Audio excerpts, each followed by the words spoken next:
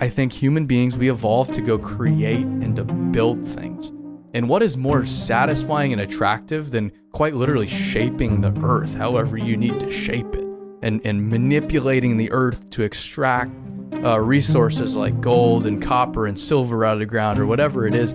That's just cool, man. We didn't evolve in a digital world. We evolved in a world in which we touched things, we made things, we can see everything. And so having a job or being in a world in which you go work hard and then you can look and say, my hard work just created that, is so in line with human nature and so attractive to the human mind. And that's why I'm so optimistic about, I think we can solve this workforce problem, because I think blue collar work, working with your hands, is just really aligned with human nature. I think tech, it's attractive. Finance, it's attractive, but I don't think it's fundamentally aligned with human nature. This is episode 209 with Aaron Witt of BuildWitt. Enjoy!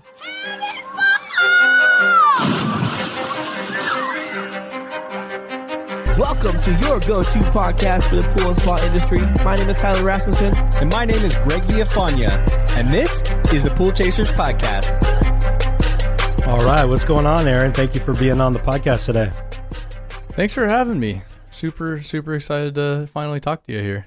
Awesome. So for anybody that doesn't know, I heard you a couple years ago on Brad Levitt, AFT Construction Podcast, and I was just really stoked on your story because I feel like we do similar things. You just do it on a, much bigger scale, and you're not afraid. You don't shy away from anything. You've accepted who you are, and you put your voice out there, and I love it. Since I heard you on the AFT Construction Podcast, I immediately started following everything that you were doing. And it was a huge inspiration because I feel like in your industry and my industry and the swimming pool industry and other things that I do, it's not glamorized. It's not cool.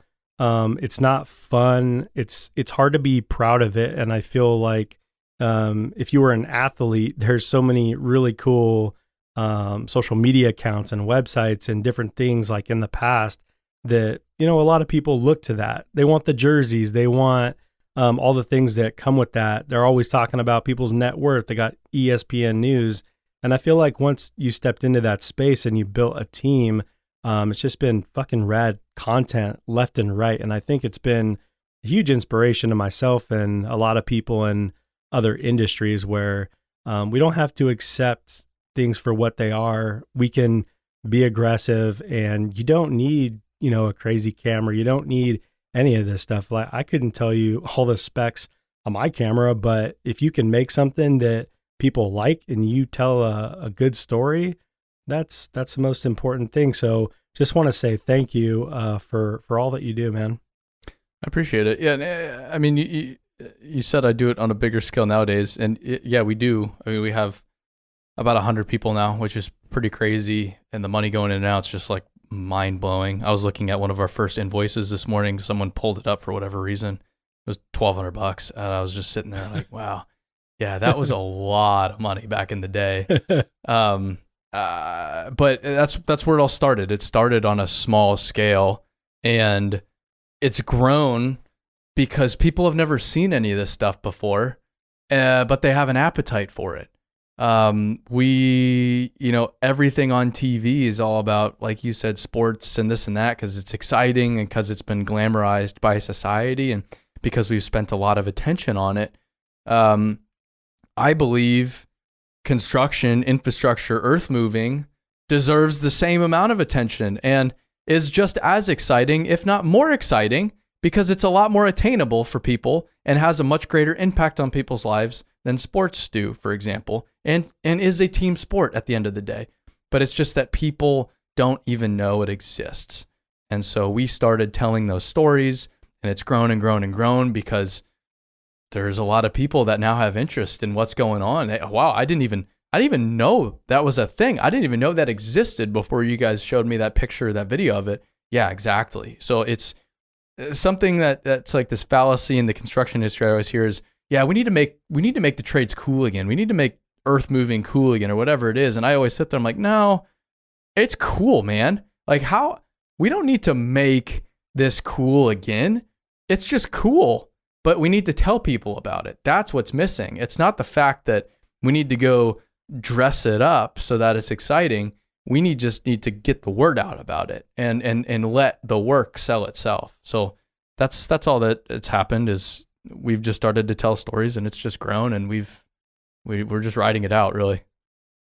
Right. Yeah, I love it. And you always talk about infrastructure. I listen to your podcast all the time, and people do need to be aware of the impact of the construction industry and heavy equipment, because even back to sports, it's like we glamorize these new stadiums that get built, and we glamorize all these other things. These architectural marvels in Australia and New York and LA and Dallas and all over the place. And it's like, how do you think that happens? And I think that it's so important that you all do what you do is because there's new people getting interested that are watching your TikToks or Instagram, and maybe they might, reach out or try to figure out how, they can get schooled on heavy equipment or where to even start. Cause even the, what's the gold show? Gold Rush. Gold Rush. Yeah. Amazing show. But my wife geeks out on it, like just watches it. She has nothing to do with anything in the construction industry or anything like that. It's just, she just likes it. And it's probably why it's so successful. People just love, like you say, people just in heavy equipment, moving earth and building stuff. And if we don't have that and we don't have the people to do it, because automation, right, can only get us so far. We're not going to automate our way out of building infrastructure. I know that for sure because I've talked to all the leading automation companies about the subject. But to take it even simpler. Okay, great. A basketball team, for example, they're not worth a whole lot without a stadium. But even take the stadium away. What would the stadium be without electricity? You go into your stadium, you don't have lights on. Okay, you can't see anything. Great, that's not worth very much. What would a basketball team, those players, be without running water at their homes? Would they be all that effective? No. What would they be without roads to get to the other stadiums, to play the other teams, for example, or to get to practice, or to drop their kids off at school, or their kids' school? All of that starts with infrastructure and the dirt world. It's the fundamental building blocks of society: food, water, shelter. Humans, we can't get away from needing those things. It doesn't matter how many Bitcoins we have, if we're in the metaverse, all of that, none of that matters if we don't have the fundamental building blocks that human beings, our bodies, need: food, water, shelter. The dirt world touches all three of those things. And we take those things for granted because our generation, especially in the United States, we've always had those things. But just because we've had them doesn't mean there's not a lot of people behind that. And so we're peeling back the curtain and just educating society on, hey, you can get to work every day. You can shower every day. You can turn that light switch on and the lights come on because of these hardworking people that oftentimes work 24 hours a day, 7 days a week, on their birthdays, over the weekend, Memorial Day, Christmas. It doesn't matter. They're there to make sure that you have the life that you know and are so comfortable with, so that you can go do whatever the hell you want to go do in life. So it's a big deal. And I think it's so attractive to anybody like your wife who has no affiliation with the dirt world and no interest to go work in the dirt world, just because I think it's so in line with human nature. We were just talking about this on our podcast. I think human beings, we evolved to go create and to build things. And what is more satisfying and attractive than quite literally shaping the earth however you need to shape it, and manipulating the earth to extract resources like gold and copper and silver out of the ground or whatever it is? That's just cool, man. We didn't evolve in a digital world. We evolved in a world in which we touched things, we made things, we can see everything. And so having a job or being in a world in which you go work hard and then you can look and say, my hard work just created that, is so in line with human nature and so attractive to the human mind. And that's why I'm so optimistic about, I think we can solve this workforce problem, because I think blue collar work, working with your hands, is just really aligned with human nature. I think tech, it's attractive. Finance, it's attractive, but I don't think it's fundamentally aligned with human nature. I agree. It's so satisfying over sometimes digital work. But I got to ask, man, how often do you just want to drop your camera and just be in it? Because I know you geek out on that stuff, and all the things that you're showing, I'm like, dude, what the fuck is that? Like, what human made that piece of machinery? That it looks like I'm just so impressed that there are humans and there are people smart enough to make these things. Like, it just blows my mind. Yeah. Well, every time I go to like a equipment dealer, I'll be watching the mechanics, technicians work on these machines, and I'm just mind blown the whole time, because I'm just sitting there like, wow, this is just so complicated. They make it look so easy, and I don't know how the heck they build this monster piece of steel that can go move 250 tons of material at 40 miles an hour. It's really cool. I try to spend time enjoying the moment, because you can't truly capture and share a moment if you haven't really experienced the moment. It's this weird, it's just this weird deal of, if you have a camera in front of your face, you're not really experiencing. You're focused on taking the photograph of the moment. You're not focused on the moment itself, if that makes sense. 100%. So I totally understand. You need to afford your some time to actually experience the moment, but then also you can't just sit there and experience the moment, because then I can't share that moment with anybody else, and then I can't. So it's always that dichotomy of, okay, I just want to experience this and I just want to have fun here, but I also want to take this moment and hopefully inspire maybe just one person to even think about the dirt world differently. There's a lot of value there too. So it's two, they work with each other, and they also compete against each other at the same time. And I have so much more work to do as far as how do I balance those two, because it seems like it's just a constant struggle. Right. So we're about 18 minutes in, and haven't let you give a proper introduction. So people know I'm a fan and you must be doing some cool shit, because we're talking about heavy equipment. So maybe you could just introduce yourself to the listeners and, you know, what you and your company do exactly. We started a company called BuildWitt about over 4 years ago now. I wanted to be a contractor.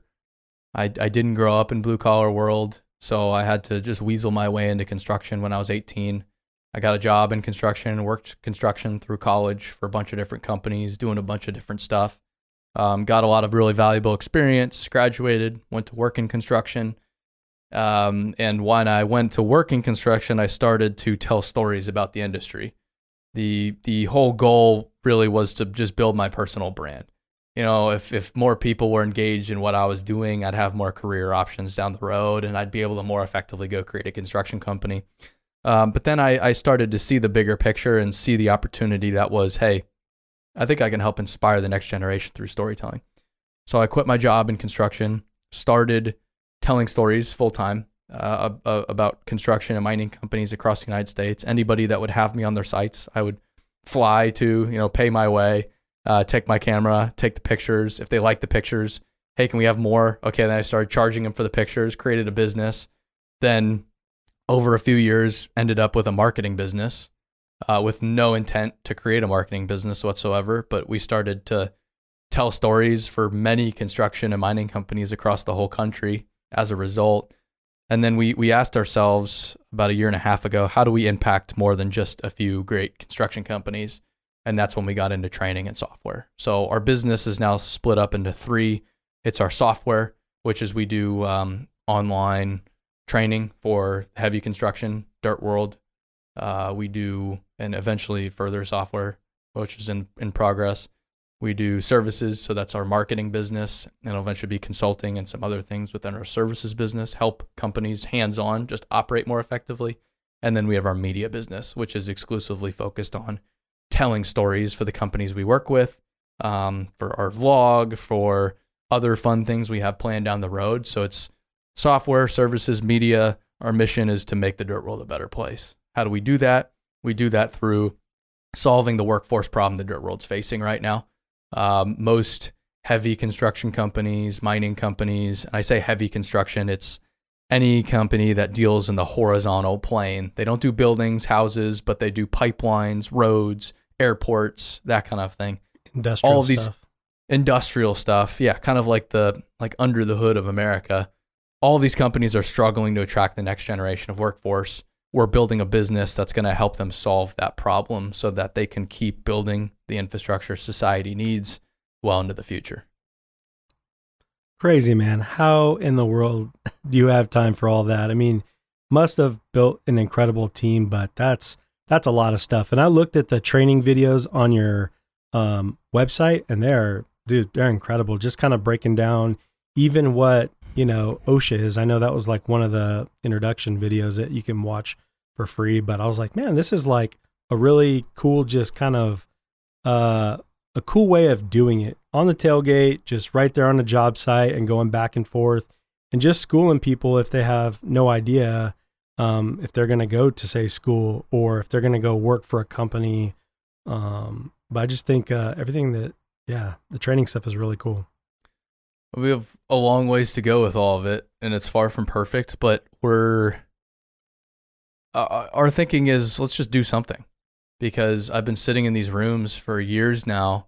I'm hearing the same conversations in just a more desperate tone today than I was hearing 5 years ago about how we need to attract the next generation. Yet no one is doing something in a unified, cohesive manner. A lot of people are doing something. Everybody wants to do something about it. They just don't know what. There's no one that's stepped up and said, hey guys, why don't we go in this direction?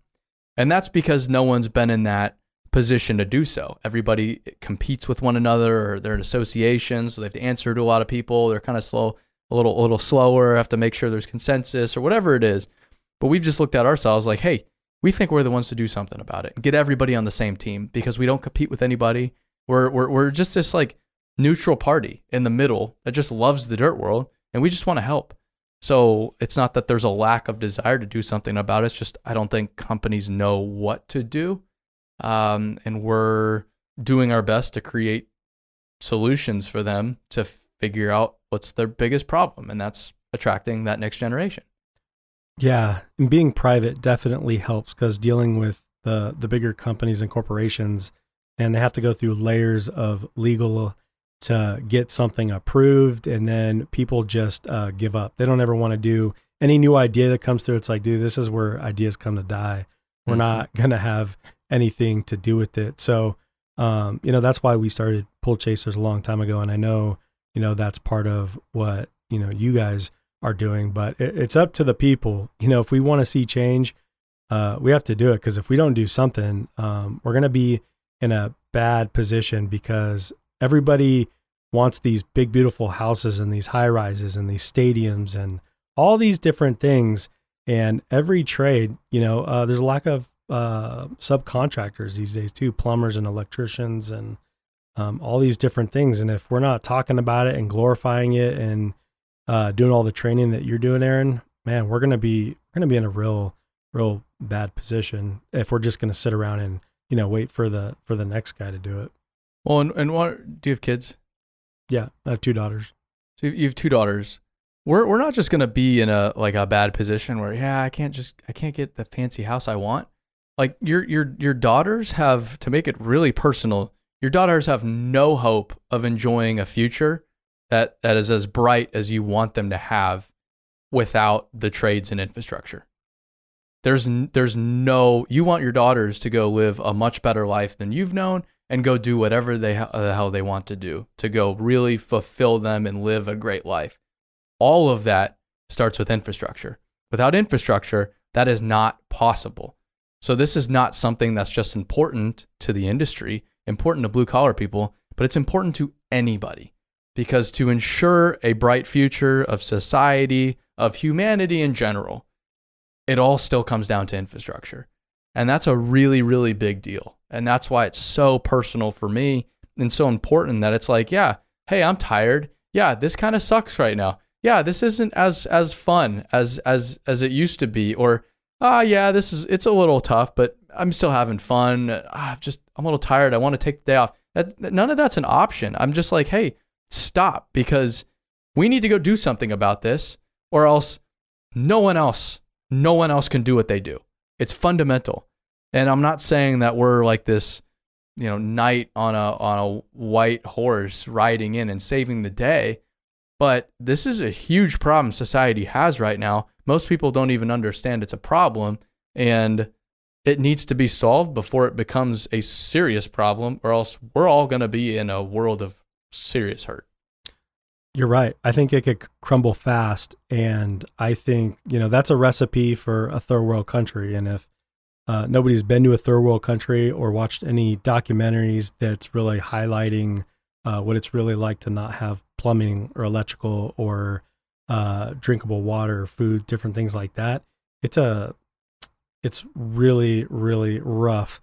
And I think that as time goes on and the demand for things goes up, I could see something happening like just really fast where we're not able to support, kind of this American dream, because we are spoiled here. I'm not from a third world country, but the fact that I could just flip a switch, turn my lights on, and maybe even use an app to turn lights on and turn the water on and all these things. There's no, our streets here are perfectly smooth here in Scottsdale. Can't say the same. Just got back from Houston. That's a whole podcast in itself. A little rough there. Yeah. That's what happens when you don't have like zoning laws, right? Sure. But it's just, we are spoiled here. We're going to take a quick break. When we get back, Aaron talks about his impact on the construction world, the heavy equipment he uses, and the difference between tracks and wheels. Hi, I'm Rich Gallo with Pierce from Los Angeles, and this is your skimmer tip of the week. Have you ever had a call that you didn't make a note? You go back the next week and you totally forgot that you were supposed to bring a temp sensor or whatever, and it's over, and the customer now wants to know, what happened? Is the heater working? Oh, I forgot. I didn't record it. That never happens anymore. Now that I have Skimmer, I put that note in immediately when the customer alerts me, and it's locked in for the next visit, and it's done automatically. Thank you, Skimmer. To find out more, check out episodes 138 and 154 of the podcast, or go to getskimmer.com/pool chasers. That's getskimmer.com/pool chasers. Do you feel like you're making a dent? I mean, I know you are, but do you feel like you're making an impact, I should say, in attracting people to this business? We are. I mean, people write us all the time saying, hey, I got into this industry because of you guys. I have a whole wall of handwritten notes in our office from people that we've impacted. I was just on a call with a few folks out of an enormous business in Germany this morning. And the first thing they were saying was, we love what you do. I've never talked to these people. I have no idea who these people are. They're halfway around the world. They're in Germany. I'm in America. I have never talked to them, and yet they're sitting here saying, wow, we're just so appreciative for what you guys are doing for the industry. That's amazing. And we've proven that we can. So we've proven over the past few years that we can inspire individuals and change individual lives, which you kind of have to master first. How do we inspire a person to go pursue the dirt world as a career? Okay, we've done that, and we know we have. We have a lot of anecdotal evidence to suggest that we've done that. Now, how do we take that and how do we scale that? And so that's what we're working on now. Is okay, great. We've proven that we can go change lives individually, and proven that we can go attract the next generation from an individual standpoint. Now, how do we go attract the entire next generation? How do we go scale our impact and ultimately solve the problem from an industry-wide perspective, which is a huge undertaking, which is completely insane. But I think it's possible, and I think we are the ones to do it. So now is kind of that transitional period from, hey, this is fun. We're making an impact here. People are listening to us, and people are changing their jobs because of us. And now it's, all right, what do we really need to create here to go influence an industry across the board? And the answer is, we need a lot of capital. We need multiple businesses. We need a lot of great human beings. And so we're working on building all of those things to then go create the change we need to go create. And we'll jump into a little bit of education because there's a lot of blue collar folks that listen to this podcast and maybe they might be looking for a change or they're doing pool service, pool cleaning, and they want to make a jump maybe to the building side where, you're having to do demolition, renovation, new construction, and they're using, excavators, mini excavators, backhoes, different things like that. But maybe you could just school people on some of the basic pieces of heavy equipment and kind of like what their role plays in the world of construction. And, as small level as you can, not like a big commercial project, but, kind of some more of the basic equipment and maybe some of the brands as well. That's a can of worms. I guess in the application you're talking about, it's typically smaller. You're in someone's backyard. So you want to minimize your footprint. Maybe even I only have a 3-foot gate to go in and out of. So typically the two machines, especially in the pool world, are excavators. Like you said, mini excavators. You're not going to typically see a bigger machine digging a pool, but sometimes I have seen it. You'll see a 20 or 30 ton machine digging a pool and you're like, that's either a really big pool or the contractor just had that lying around. So they're like, yeah, might as well use it. And then skid steers are really a phenomenal tool. I know a lot of residential pool construction folks that use skid steers for almost everything, for hammering concrete, for digging holes, for hauling material, for helping to pour concrete. They use those things for absolutely everything. And they're extremely versatile. That's a smaller unit, right? Smaller unit. Like a Bobcat. Yeah, it's like a Bobcat. It's like a landscaping machine. You see them all the time. They either have wheels or tracks depending on where you're working. I have one that has tracks on it. And you can have a bucket typically on the front, but you can also change it out for all kinds of different tools. So you can have one machine that does 100 different functions, which is pretty slick and makes it the perfect machine for a pool type of application. Is it pretty easy to switch different things out? Like if you want to drop a bucket and put, something else on, is it pretty easy to do that? Yeah. Like my setup, I have a Cat 259 D3. I just have it for fun. I don't actually do anything productive with it. I've never made $1 with it. I just spend money by burning Some diesel people with get it. dirt bikes. You get heavy equipment. I've always wanted a skid steer. And yeah, I bought a skid steer for fun. It just has hydraulic quick coupler. So you basically just hit a switch in the cab. There's a hydraulic cylinder in the kind of behind the bucket that locks it in.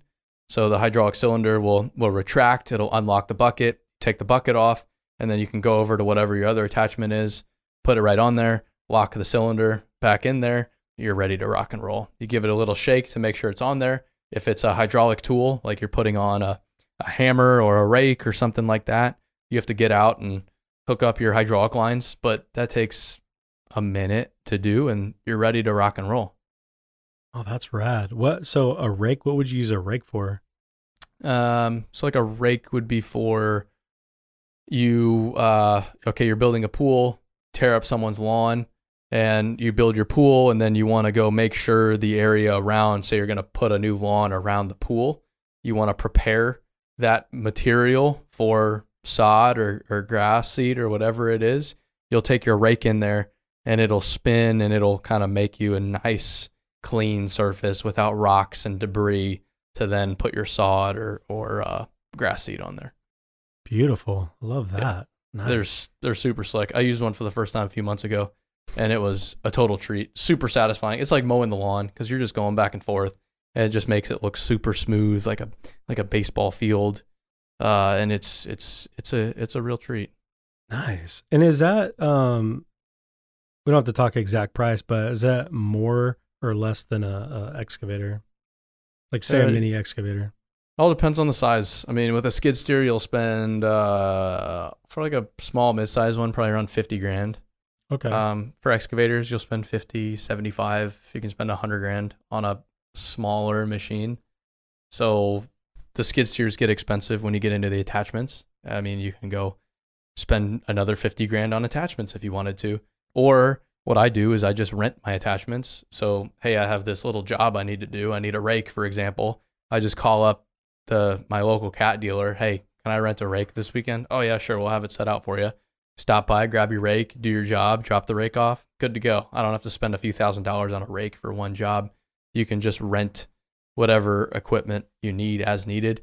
And the nice thing is about skid steers, mini excavators, is you don't even need to buy them typically. You can most of the time just rent those machines. And a lot of times, more often than not, unless your utilization is really high, like over 1,000 hours a year, you're better off just renting a machine than buying the machine. So if you're starting a company, for example, you don't need to go buy a $50,000 machine, a $100,000 machine to start. You can just go rent a machine. Okay, great. I just bid on this pool job. I got it. Okay, great. So I'm going to go rent a mini excavator and I'm going to go do that job with this rental machine without having to put out a bunch of capital up front to make it happen. Or go, good luck even getting a skid steer right now because there's a 6-month lead time on a brand new machine. So good luck getting a new Cat skid steer. Well, I can go rent a new Cat skid steer today. Good to go. So I think rental is a fantastic option that not enough people consider when it comes to heavy equipment. Yeah. And what exactly is the difference between the tracks and the wheels? Like what made you go with the tracks instead? Tracks typically don't mark things up as much. And then the tracks, especially though, it's all about ground pressure. So you have the same machine, but sitting on wheels, you have 4 small points of contact. Whereas if the machine, same size, same weight, is sitting on 2 large pads on the ground at all times, you have much less weight per square inch on whatever material you're on. So you can float over grass, you can float over mud a little bit more effectively. You can just work in more varied terrain. You can go over rock in a more smooth manner than bouncing around on wheels. So wheels are typically for pretty consistent hard material, but anything else, tracks are the way to go. Yeah, that makes a lot of sense because as you digging trenches and you're kind of in the middle of it for plumbing or electrical, it's not going to be that easy with wheels kind of bouncing over those trenches. But if you have tracks, you could just kind of roll right over them, right? It all depends on the region. I mean, out in Arizona, you see a lot of guys running skid steers with or wheels on them, tires. For whatever reason, they just love tires on their machines because it's more dry, hard material. In Arizona, out in Tennessee, I went to them and I said, yeah, I'll have a skid steer with wheels on it. And they're like, no, you don't. You want one with tracks on it. And I asked why, and they explained as I just did. And I said, okay, great. I'll take one with tracks on it because no one runs tires out here, thanks to the mud and the rock and everything we have out here. So it's just a lot of times depends on the region, or just get whatever's available. Okay, great. If there's a skid steer with wheels, tires, then that's what's available. Great. One with tracks, that's what's available. Great. Sometimes, okay, great. You can choose what's best for the applications. Other times you just have to use what's available. Right. We're going to take another quick break. When we get back, Aaron gives his advice on how to get started in the trades, talks about his software company, and gives keys to capturing great content. This episode is brought to you by Leslie's. The pool industry has seen its ups and downs for the past few years, but Leslie's has been there through it all to provide you with best-in-class service, competitive pricing, and available inventory on products you use every day. Leslie's is determined to be your go-to resource for building your business, and they will partner with you to help save both time and money. Visit your local Leslie's store today. To learn more about their exclusive pool trade professional programs, check out episode 151 and 165 of the podcast. This episode is also brought to you by Primate Pool Tools. Cut through the water with ease with an ultra-strong and super lightweight carbon fiber pole. Primate poles are available in multiple models with length options for every level of service, whether you work on spas or Olympic-sized swimming pools. Their strength makes them ideal for heavy vacuums like Riptide, and their ultra-lightweight makes cleaning any pool easier. All Primate poles are handmade in the USA, come with a commercial warranty, and are even available in custom prints. For more info, click the link below or go to primatepooltools.net. You can also use our special promo code PoolChasers2022 for $20 off. And to learn more about the guys behind Primate Pool Tools, check out episodes 104 and 199. And what advice do you have for anybody that knows nothing about heavy equipment, but they're listening to this and they're jacked and they want to do something, how would you suggest they get started? Either with you or, I know I've heard you say too that you can reach out to companies because they're always looking to hire, but sometimes you can go work for the wrong company real quick, and people probably would like a little bit of training if that's possible prior to going to work for somebody. Yeah, the unfortunate thing is there's no, and this is one of the core problems the industry has right now, there's no really defined pathways in. So if you're in a strong union area, you can go through the union, but that's not a majority of the United States. Majority of the United States is right to work. So the best way in, it's unfortunate right now, and we're trying to change the way it is, but the best way in is find someone that does work, give them a shout, ask for a job. Or ask, hey, if you have a job, ask, can I come in on a Saturday and just help you out, for example. Everybody needs help right now. Everybody desperately needs help. So if you just want to show up, work hard, do what you're told, everybody, for the most part, is going to say, yeah, sure, we'll take all the help we can get. But that's just the reality. And sometimes you do need to go work for a shitty company to know what a good company looks like. So go wherever you can start, look up the companies in your area, give them a shout, tell them your story. Hey, I'm willing to work hard. Hey, I'm willing to do what I'm told. Hey, I'm going to show up on time. And then do exactly that. Do what you're told. Work hard. Show up on time. Not that hard. And then if it's a great company, you'll get more opportunities down the road. If you want to go start your own company, great. You have now you have the experience. If the company sucks, hey, wow, this company sucks. Let me go work for another company because, like I said, every company right now is hiring. But you just have to be creative and you have to have some initiative. That's humans, we're wired to seek the path of least resistance, which is why most kids are going to college right now. That's by far the path of least resistance. When you turn 18, you graduate from high school.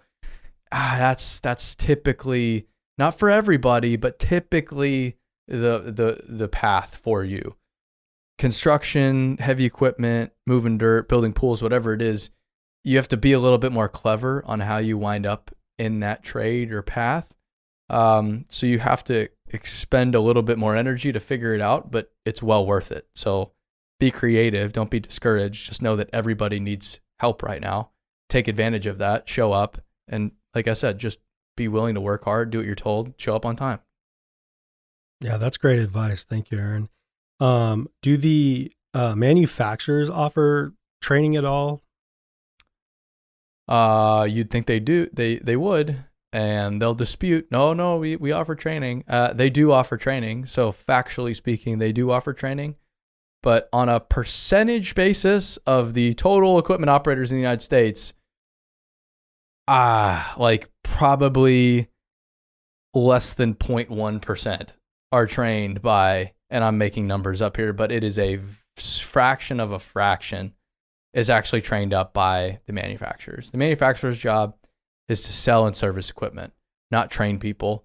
Now, the manufacturers have a problem because now customers aren't buying machines because they don't have educated, trained people to put in those machines. So now they're having to start thinking about, maybe we do start training a little bit more. Maybe we do start making this part of our business. But no, it's really, your two options are, if you work in a union area, check out the local unions. If you don't work in a union area or you don't work in a strong union area, start calling people, asking for jobs, and then just make your way from there. Well, the manufacturers should be working with you, right? Having you do their training? You'd that think makes so. sense. Future state, yes. But in fairness, the manufacturers are big companies with a lot going on, and they're not super concerned with what we have going on.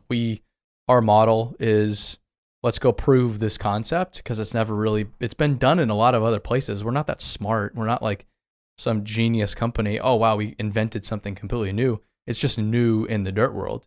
So let's go. It's relatable. Yeah, but let's go prove it. And then we believe the manufacturers are getting on board. And to say no manufacturers are on board is unfair. We have a Cat dealer, Wheeler Machinery, that's invested in our business as of last year. So they've been the first to wholeheartedly jump in and say, hey, we support this. And we support it so much that we're going to invest in this. And we've had other dealers like Carter Machinery, like Quinn Cat. Some of the other Cat dealers have helped us in other ways as well. So it's unfair to say nobody's on board. And folks at Caterpillar have been great to me. Folks at Liebherr were just great to me the other day. Komatsu's been great. They've all been fantastic. But from a training standpoint, I feel like everybody's still we'll just wait to see how this shakes out. And then once it's safe, because it's all about mitigating risk and liability when you're a big company, which I understand. Once it's safe, yeah, hey, let's talk about how we can make this work for the both of us. Right. And you know how it is. It just takes one big guy to say yes, and everybody will follow suit after, because we both know it would work out, tremendously. And it's usually how it works. It goes from nothing to one to now everybody wants to get on board, because you do, I don't know what you would call it, but you have like lifestyle branding because of maybe the coloring or just the way that you tell the story. But I don't know what you would call it for, what you do. But I think that's what makes it so much more inviting to everybody, not just the younger people, but I think the manufacturers really need to like understand that that's what people want. I don't really want to watch something in a classroom. I mean, that's why, watch like Skillshare and different things like that, because maybe a photographer might talk about how a DSLR works, and they're going to actually go in the field and show you how that works. And I think that's what you guys are doing, and that's totally different. I don't want to see a whiteboard. I don't really learn that way. I need to go get my hands dirty. Yeah, we're pretty damn confident we're barking up the right tree. Before the big companies come on board, even if they all lined up right now and said, yeah, we're willing to come on board, let's go, I don't think we would be ready for that. We still need to hash everything out. We're still just a few weeks into being an official software company with a product on the market. So we need to go get some of our ducks in a row first before we can even accommodate somebody like that and make it a win-win for both parties. So that's the thing, is let's go find the early adopters, the companies that want to be on board early on, that are willing to help us out, help build this product, mold it into what it needs to be. And then once we're ready for it, then let's get serious about growing it into those bigger companies. But right now, I just don't think we're even ready for the bigger companies. And I don't think it'd be that great of a relationship. Well, just putting a little taste out there for people, just a little bit. Sure. I appreciate that. So you talk about software. I don't know if we touch on that too much. What do you got going on in the software space? Well, that's the training platform. So we looked at, hey, could we just use a off the shelf platform to host our training products and put all our videos on this one platform? With where we want to go, we basically want to build one digital tool for the dirt world. With where we want to go, it didn't make sense to take something off the shelf. It made sense to just build something from scratch. So sure. We've built out a really, really powerful, just phenomenal software development team. We've built everything about the product from scratch over the past 4 months. And then now we're taking that product and we're iterating and building onto it over the next year or so and over the next few years to hopefully get everybody in the industry on one digital place for the first time. Because if we can do that, then we can do a lot of really special things. So we're getting in the door with training, but there's a lot of opportunity beyond just online training. Everybody listening, don't fuck this up. Let Aaron do his thing, because that's what I've always wanted. Not that I'm in construction, but I've always dreamed of just being in one software, one platform, and not having a freaking jump around, different CRMs and project management tools. And they like Notion, they like Monday, they like Jobber, they like Builder Trend, they like this. And then you got all these social media platforms. But man, if you could have, the big stuff, training, like CRM, different stuff like that to manage your business in one platform, oh my God, that would be golden. That'd be so sweet. I think it's doable. We're doing it because we've basically been asked to do it. I didn't get into this business and start this business wanting a software company. I don't want a software company. Are you kidding me? I don't work in software. I've never wanted to be a tech exec. It's even so ridiculous to say, like, a tech company founder. What the hell? This is like worst case scenario. Everything's gone completely wrong in my life. I just wanted to be a guy that dug holes. And I say that jokingly. But because we've listened, because we've spent so much time on job sites and listening to blue collar people and talking to business owners, we've been by the industry guided in this direction. And then we just looked ourselves in the mirror like, hey, we actually think we're the ones to pull this off. So we're going to go pull it off. So we're just here because we've listened to what the industry needs, not because we said day one, let's go build this super valuable software company because we see an opportunity to exploit. That's just not really it. You're just keeping up with the times, and if you're not doing that, you're no better than, the people before you. If you are the messiah of your industry at that time, it is what it is. Can't really do much about that. Well, we'll see how it goes. Yes, sir. So you guys are capturing photos, videos, different things like that. And we're not going into technical stuff. I don't even like that. I like what the result is, capturing, that thing that's going to make an impact on you yourself and, the people that you share it with. What kind of tips do you have for people wanting, like myself, in going to construction sites, job sites, and capturing content? I mean, a big like, thing. What are you looking for when you're, you roll up to a job site, and if you've never done it before, there's a lot to it, especially if you get around, say, new subcontractors that are not used to having their pictures taken, and it feels fucking awkward, to be honest. Like, I've always feel fucking awkward since I've been doing this for forever. But like, how do you, get through a lot of those like weird situations, and, what are you looking for? Because you might probably be visiting a place for hours, but you're really showing us, a few minutes of, what you got there. I mean, is there anything in particular? Do you have like a shot list before you get there? I never work off a shot list because that makes it less fun for me. You roll onto a job site. First thing I'm going to do is I'm just going to make people aware that I'm there. So I'm going to meet with whoever's in charge of the job site. And that sounds silly, but rolling up onto a job site and just not making sure that everybody knows you're there is just trouble waiting to happen. And it's easy when it's 3 guys making a pool happen in someone's backyard. It's a lot more difficult when it's 1,000-acre solar farm. So I always just try to find my point of contact and make sure everybody knows I'm there and just knows what I need, because they don't know how to take great photos or capture what they do. They know how to build stuff. They don't know how to take photos of them building stuff. So you need to tell them, hey, I think you guys are doing this. This is kind of what I need right now. Hey, the lighting's really good. Take me to wherever the most action's at. And based on my knowledge of this job, I think the most action's here. So this is probably the best place to start. So set yourself up for success and just tell them what the hell you need from the beginning. 2, so announce yourself, make sure everybody's there. 2, just orient yourself from a safety standpoint. That's my biggest fear, is that people do try to do what we do, but they don't take the safety component super seriously. You have to take it super, super seriously, not just for yourself, but for the people around you. And if you go screw up on a job site, that's all these companies, all of the critics of telling stories about the dirt world, they're all waiting for just one person to screw up, just one person to get hurt. And then that's their reason to never, ever, ever allow it again.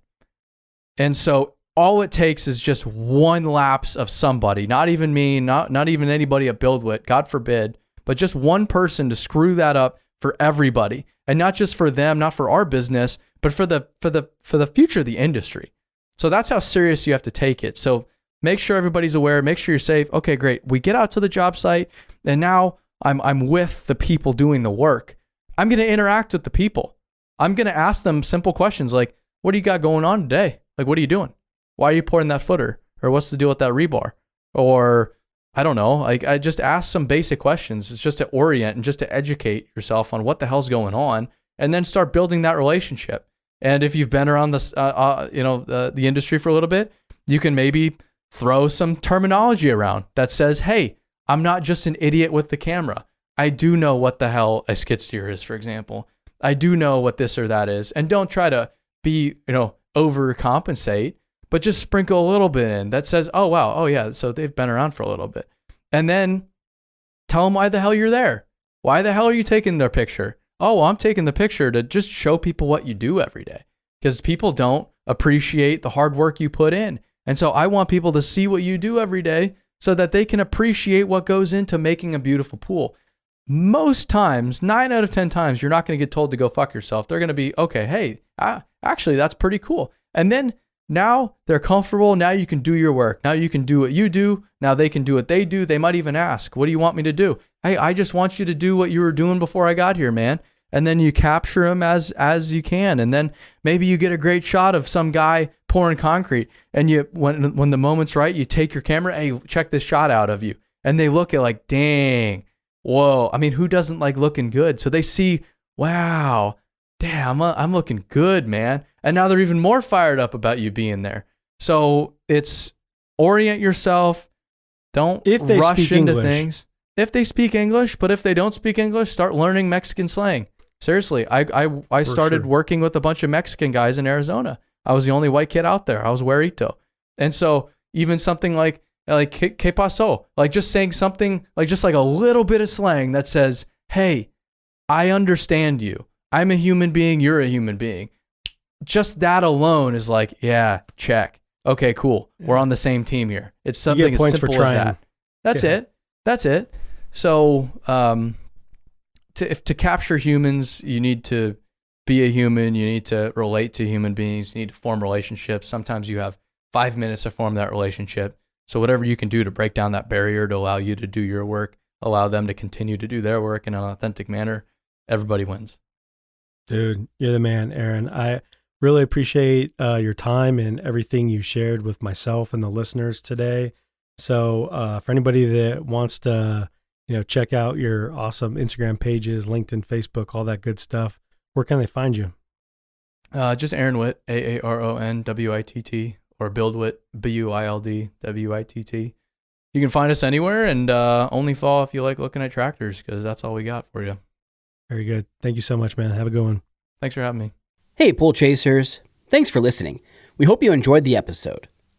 To connect with today's guests, including pictures, links, and resources from everything discussed today, you can visit the episode page at poolchasers.com or click the links below. To connect more with us, you can find us on Instagram, Facebook, and Twitter by searching at Pool Chasers. If you would like to support the podcast, the easiest and most effective way is to subscribe to the show on Apple Podcasts, Spotify, and YouTube, as well as share the show or your favorite episode with a friend or on social media. Also, you can get early access to each episode by supporting us through Patreon. We know your time is valuable, so thank you for sharing some of yours with us today. See you out there, Pool Chasers.